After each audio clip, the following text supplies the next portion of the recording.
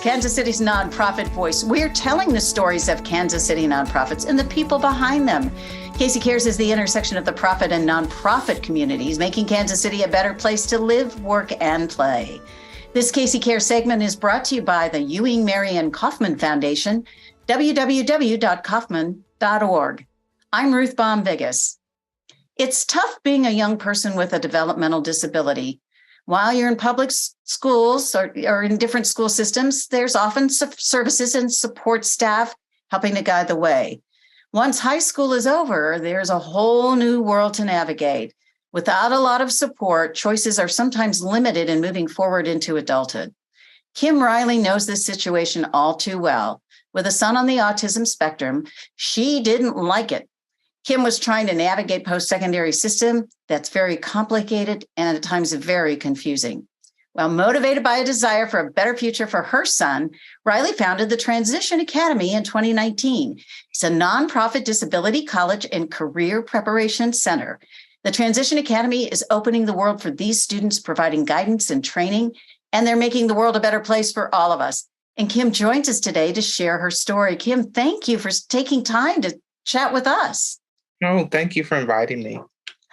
Well, one place I want to start is 2019, and you're creating a whole new organization in the middle of a global pandemic. Can you share a little bit how this whole process, this whole idea of creating something for kids with disabilities came about to you, your personal story? Well, my son, as he grew older, it just became obvious, that we should be focusing on life after high school. And we kept being convened in meetings for transitions meetings. And we signed off on all this paper. And I finally asked, when do we roll up our sleeves and take Kendall out to different job sites and let him test drive some opportunities to see what fits. And it was just crickets. And that's when I realized that we were on our own. And so I started just reimagining and redesigning what I wish was in place for him. And little by little, that became the Transition Academy. It is absolutely unfathomable to me that this is the one population that we just we just let them fend for themselves. It's also just absolutely crazy that parents are quitting their jobs and forced to stay home and babysit their adult children after high school, all because we have not made transitioning these youth a priority. And so the thought was, first of all, going into it with the perception that these youth have talent and skills and they have something to give, instead of them, being charity cases. And so the focus was on career discovery, no longer asking them, what do you want to do after high school, but allowing them to participate in skills inventories and things of that nature in the classroom. And then once we know what you want to do, let's participate in like bus tours where we visit different employment sites, job training programs, college campuses, where people who have your interests and skills where they work or where they are figuring out life.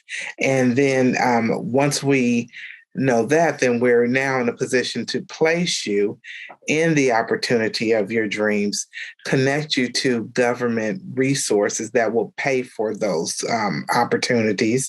Just like youth who are pursuing college, we can't just talk about college without introducing FAFSA. There are also government benefits that come into play for youth with disabilities. And so I just envision this holistic solution to make sure that these youth had a chance to be successful. Tell us a little bit about Kendall, will you? Share a little bit about him. My son Kendall, he is 24, and he graduated in the class of 2019. He loves school, teacher's pet, perfect attendance. And as hard as we tried to prepare him for life after high school, he just was not prepared. He had been in school since he was 3 and leaving at 21, he just was not prepared. We actually made a placement with a day program that we thought would be good at helping him to develop skills. And it was a disaster. I got a call from work, Kim, come and get him. We've called the police. He's flipping out. And when I arrived to pick up my child, he was handcuffed, shackled, and muzzled. And Oh, so um, as I was trying to create this solution, this was what I was living. And so, as traumatizing as that was and still is, I had to kind of figure out a way to channel that trauma and to really make sure that we could focus on ensuring that that doesn't happen to any other youth and families. my goodness, I'm so sorry that you had to go through that. That just must have been so difficult in so many ways. How did you then get over that hurdle so that you could move forward in a positive way to create what is today the Academy? Well, first we worked on just making sure that Kendall was stable. And so just when he kind of got calmed down and was, you know, able to kind of be approached about working on the next step, well, that's when COVID kicked in. And so as soon as we got him stable, we're all on lockdown. And so I ended up just kind of channeling my focus into the Transition Academy. We were, it was right at the lockdown, and everyone was kind of deer in the headlights. And I just was Mm-hmm. going, okay, I'm talking to my different parents and how's it going? And they were like, Kim, I'm just overwhelmed. Number one, I many of them have multiple children. And so they're like, overnight, I'm a teacher. In my case of my child with the disability, I'm a teacher, I'm a para, I'm a therapist, I am the cafeteria worker, I am the gym teacher, like, and then I still have a job that I'm doing. So we're all, trying to navigate life. And then many of us said, okay, well, what are, how has the school been to prepare us? And they said, well, one parent said, my son's in the 11th grade. They sent him home with an 11th grade homework packet. The only thing is he's functioning at maybe a 6th grade level. So this is useless. Everyone was making a big deal about getting the kids the laptops. Well, they got a laptop, but some of them didn't have, hotspots or internet access. And even if they did, there were different levels of expertise within the family on how to navigate it. So it was, so we were all kind of, I guess on track with the rest of the world as far as that. But what really got me was as many parents were just kind of demanding, hey, my child still needs this therapy. What about this appointment? What about that? Then many of them were told, we're according to state, federal mandates, this is what, we have to provide. In other words, this is what we have to provide, and you can't sue us. And I thought it was absolutely inhumane that every other segment of youth and students and children, they were given a compassionate approach. But our kids were once again being talked to in this like compliance based, compassionate list manner. And so as we were we had one meeting And it was kind of like, let everyone who's in this space, let's have just one meeting and let's do a check-in, see how we're doing. And everyone was struggling, but they found value in coming together, whether it was education, whether it was health, whether it was social services. There was a value, everyone who was serving our population. So we came up with a weekly series called Tuesday Talks. And every Tuesday we would come together and share different projects that we were working on, different topics that could be helpful, everything from managing challenging behaviors, during lockdown, to how to talk with your child about sex.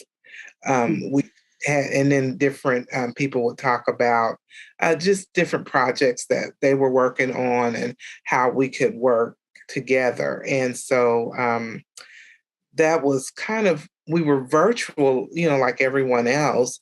Right. And it also, as we were kind of on a roll with our weekly series, that's when the George Floyd verdict came in and the aftermath.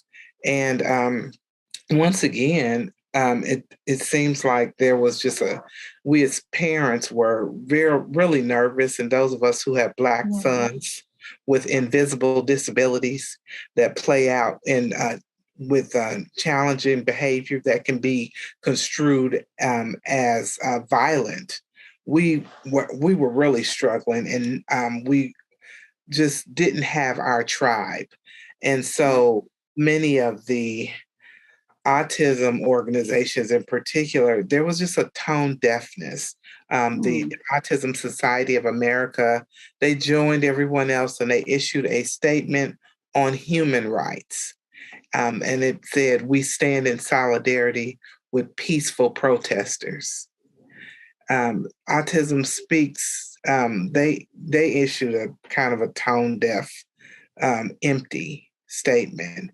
And so, and then there were people who were writing in to the board saying things like, well, everyone wants to make a big deal about being bullied. Everyone's been bullied. And it's like, no one would touch the subject of race. And so we've, as Black parents, felt that we just did not have a home. On the Black side, we definitely identified with our brothers and sisters and about oppression and discrimination, but we kind of had to leave race out of it because it's hard enough just being Black. And then on the disability side, we were, definitely supported, and we were definitely accepted and at ease with our disabilities community, but we kind of had to leave race out of it because it's hard enough just dealing with life on the disability side. And so we decided to host a webinar called Out of the Shadows, Black Families with Autism Speak Out. And it was very well received. We had about 100 participants from all over the country, from Massachusetts and Texas, North Carolina, Florida, Illinois, you name it. Somehow they found us.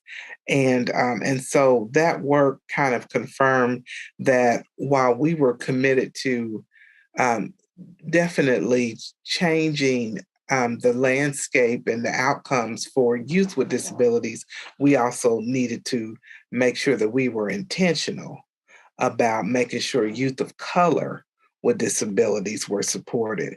And so that's when we made the decision to make sure that we focus our work around youth of color with disabilities who have been traditionally failed by systems.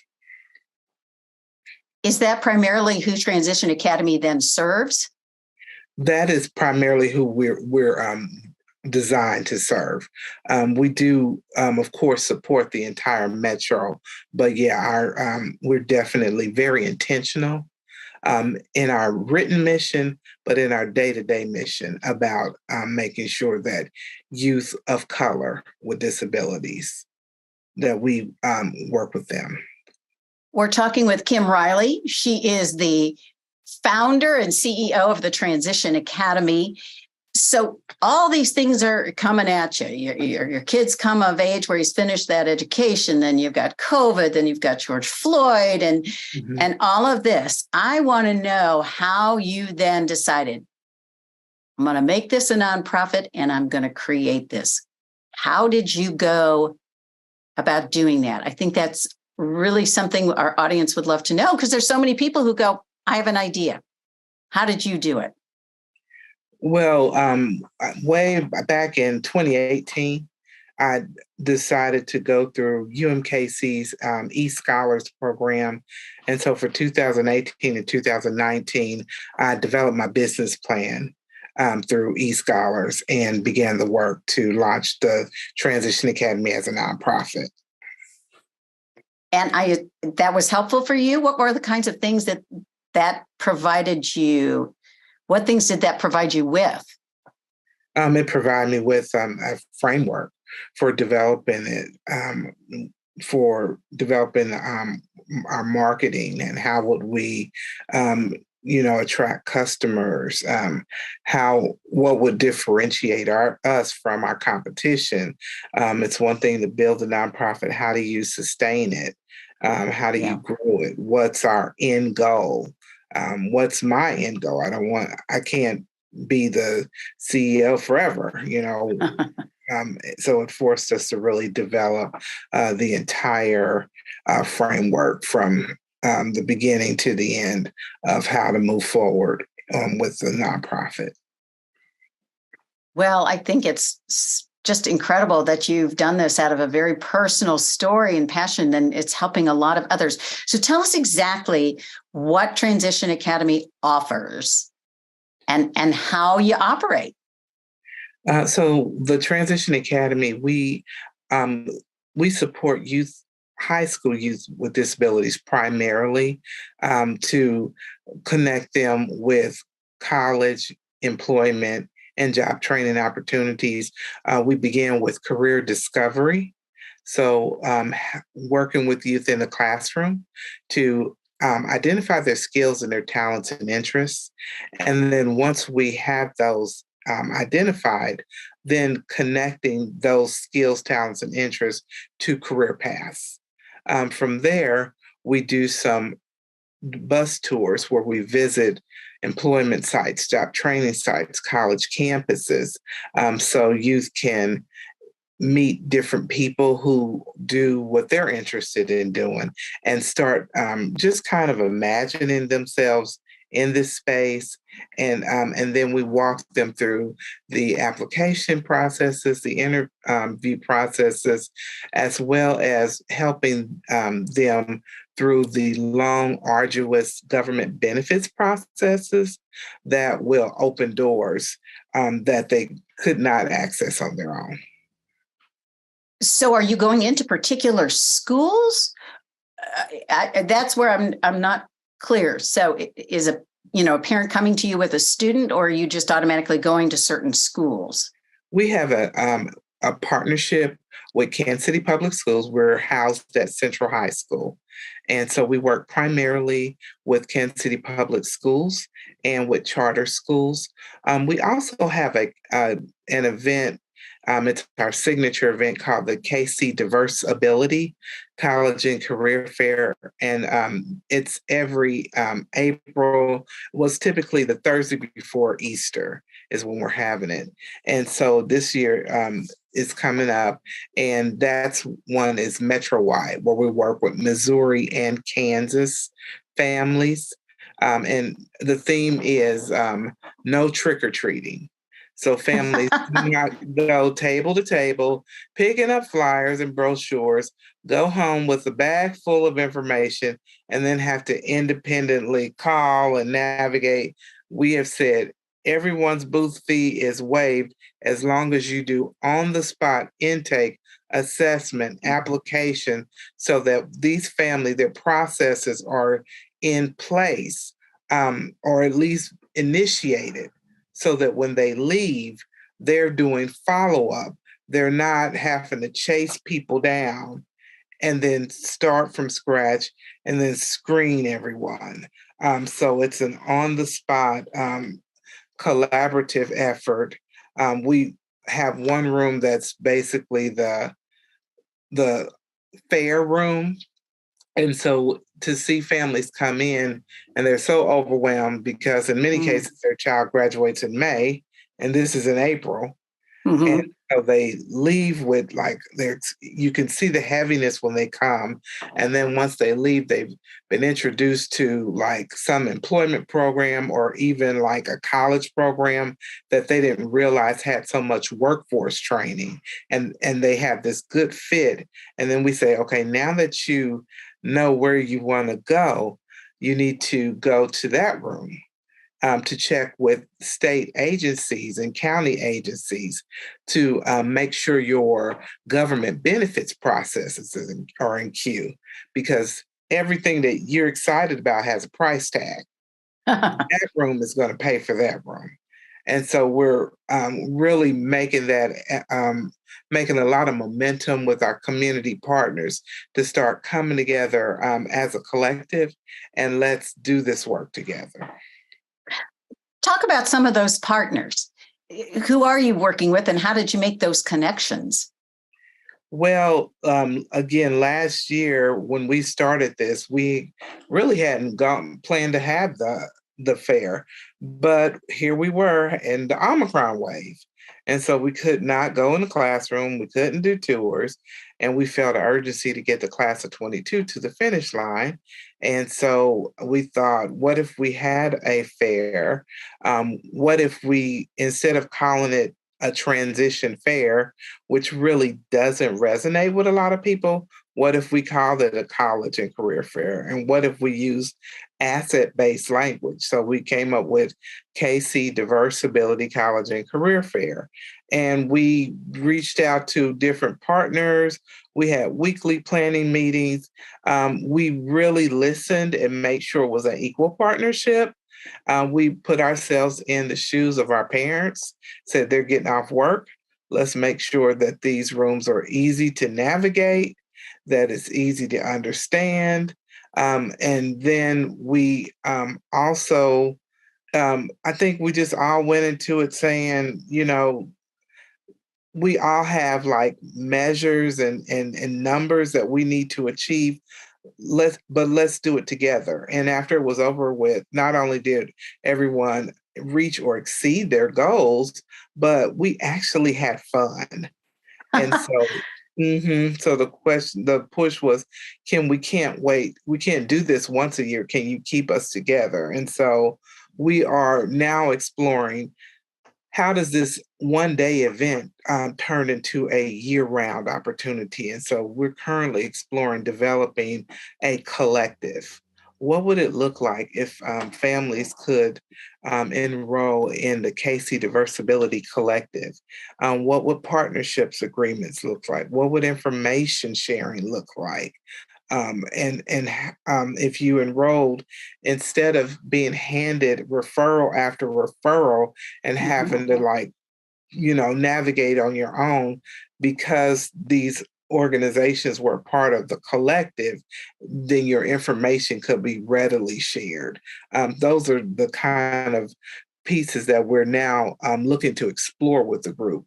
But we are currently continuing the fair. Our partners we're excited about are Down Syndrome Innovations and Sherwood Autism Center. They basically came up and said, we came last year, Kim, yours event was phenomenal. Can we co-sponsor? I'm like, yep, let's do it. And so we are moving forward to make sure we're even more impactful. Where's the best place for everybody to find out information about this and about everything you're doing? Our website, thetransitionacademy.org, is the best place to get everything that you need. If you sign up, join our mailing list, then you'll be in the know. We're also, of course, on Facebook. We're facebook.com/Transition Academy. We're on LinkedIn as well. So we are we're out there. We're social. Yeah, I love that you're social.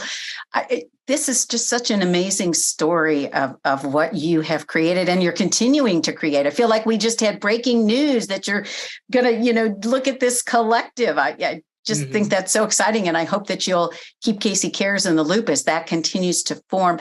I know you said that the focus has been primarily on youth of color with disabilities. Do you also support every kind of ethnicity and background? It seems like this is just such a hard thing for any parent with these invisible disabilities. Yes. Again, we said we primarily focus. For some reason, when people hear race, they just exclude. It doesn't mean exclusion. It just means we are intentional. We are unapologetic about serving Black and brown youth of color with disabilities. Absolutely. We serve youth from both sides of the metro. We had urban, suburban, rural. We had white, every social economic class who were at the fair, who we're working with. We're intentional. We're based in the urban core, and we are primarily focused on urban youth because they have been left out. Right. Everyone is struggling. And so this is just our focus. But no, we are not exclusive at all. As we're nearing the end of our conversation, I wanted to get your reflection on, from starting this back to 2018, you were really thinking about this, and now here we are several years. Where do you see this going, and how do you feel about that? Well, we're hoping that this could start in Kansas City and be replicated nationwide. And so we've talked with several people who are across the country who are very interested in what we're doing in our approach, that it's not just theory-based, and it really is holistic. We also have social services team in our schools to make sure that these youth social, emotional, and mental health needs are addressed, because what good will it do for them to have all of this career discovery, career exploration, and placement if they don't know and understand their triggers and how to manage them. And so it is definitely the most holistic model out there. And so we are piloted in Kansas City, but we want the work that we're doing to be the norm across our country so that these youth can have their shot like everyone else. Well, we're supposedly that land of opportunity, and it should be opportunity for all. For sure. Well, congratulations to you and what you're doing, and we're excited to share it, and we can't wait to hear about the next steps of the Transition Academy, and we just encourage our viewers and listeners to check you out and keep moving forward. Thank you so much, Kim. Thank you, Ruth. Thank you for joining us on KC Cares, Kansas City's nonprofit voice. We're produced by Charitable Communications, also a nonprofit. And this KC Cares segment was brought to you by the Ewing Marion Kaufman Foundation, www.kaufman.org. If you'd like to be a guest of KC Cares like Kim, or underwriting opportunities to support our work, visit our website at kccaresonline.org and spread the love. You can find us on Facebook and Twitter at KC Cares Radio and on Instagram at KC Cares Online. Catch us Saturday mornings on ESPN 1510 AM and 94.5 FM. That's at 8 a.m. Thank you for joining us on KC Cares.